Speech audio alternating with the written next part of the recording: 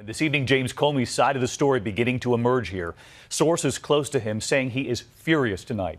And when it comes to that dinner between the two, Comey's camp saying the president asked James Comey if he would be loyal to the president.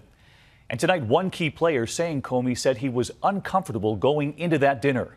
ABC senior justice correspondent Pierre Thomas again tonight. Tonight, two men, two dramatically different stories. ABC News has learned sources in former FBI Director James Comey's circle say that at that January dinner at the White House, President Trump asked Comey more than once whether he would be loyal to him. Our sources say Comey would only promise to be honest. But today, the president flatly denied that ever happened. Did you ask that question? No, I didn't. But I don't think it would be a bad question to ask. I think loyalty to the country, loyalty to the United States is important. It depends on how you define loyalty.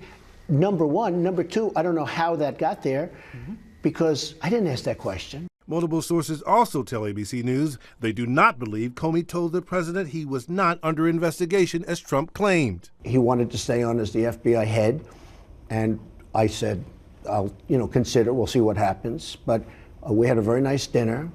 And at that time, he told me, you are not under investigation, which I knew anyway. The former director of national intelligence, James Clapper, met Comey on the day of the dinner and remembers Comey was worried about how it would appear. He mentioned that he had been invited to the White House to have dinner with the president and that he was uneasy with that.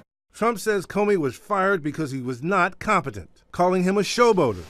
All this galvanizing many in the FBI rank and file who believe Comey has been treated shabbily.